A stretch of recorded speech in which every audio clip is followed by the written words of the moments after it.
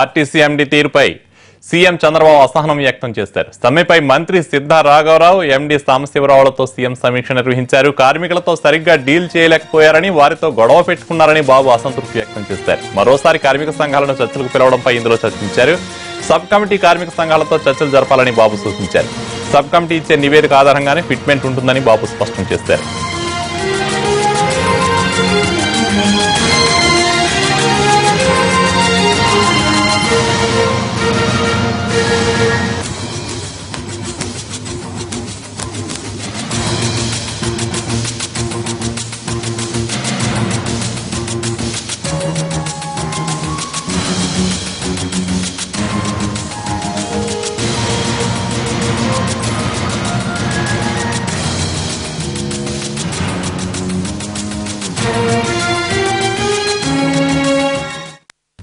RTC సమ్మెపై మంత్రితో పాటు అధికారులతో సీఎం చంద్రబాబు సమీక్షకు సంబంధించిన పూర్తి వివరాలు మా ప్రతినిధి దినకర్ అందిస్తారు. దినకర్, ఈ సమీక్షలో ఏ నిర్ణయాలు తీసుకున్నారు, ఏ అంశాలు చర్చకు వచ్చాయంటారు?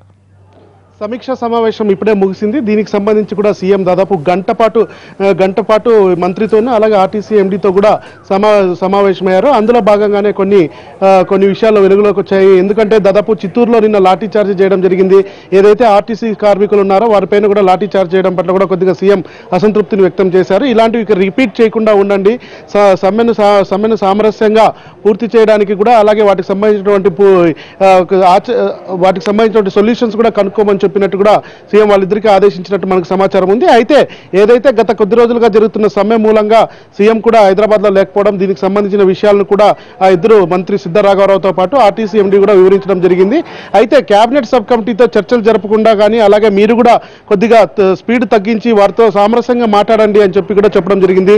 నిన్న ఆర్టీసీ బస్ భవన్ లో జరిగినటువంటి కార్మికులతో సమావేశం జరిగినప్పుడు ఏర్పడినటువంటి గందరగోళం కానీ అలాగే కార్మికులు ఎండీ పైన అసంతృప్తి వ్యక్తం చేయడం అలాగే ఎండీకి వ్యతిరేకంగా నినాదాలు చేయడం కూడా కొద్దిగా సీఎం దృష్టికి వచ్చాయి. దీనిపై కూడా మీరు ఆలోచించాలి, కార్మిక సంఘాలతో గొడవ పెట్టుకోవడం మూలంగా ప్రభుత్వానికి కూడా చెడ్డ పేరు వస్తుందనే ఆలోచనలో కూడా ప్రభుత్వానికి చెడ్డ పేరు వస్తుంది కనుక కొద్దిగా సామరస్యంగా పూర్తి చేయమన్నట్టుగా చెప్పడం జరిగింది. అయితే ఎప్పుడు మరోసారి కార్మికులతో చర్చ జరుపుతారన్న దానిపై కూడా అక్కడ చర్చ జరగడం సమీక్షలో అడగడం జరిగింది.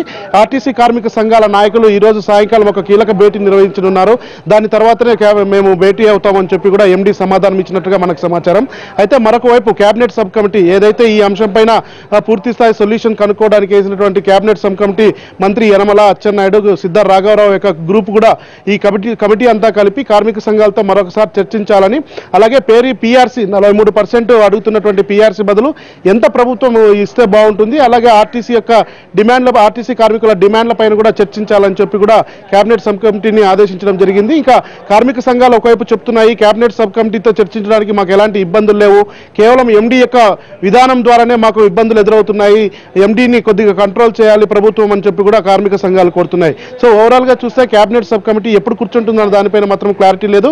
ఈ రోజు సెకండ్ సాటర్డే, రేపు సండే కావడం మూలంగా సోమవారం, ఎందుకంటే మంత్రి అచ్చెన్నాయుడు ఢిల్లీలో ఉన్నాడు, ఆయన కూడా రావడానికి రేపు పడుతుంది. సో సోమవారం కేబినెట్ సబ్ కమిటీ ఆర్టీసీ సంఘాల నాయకులతో భేటీ అయ్యే అవకాశం ఉన్నట్టుగా మనకు అనిపిస్తుంది. Kalyan, thank you Dinakar.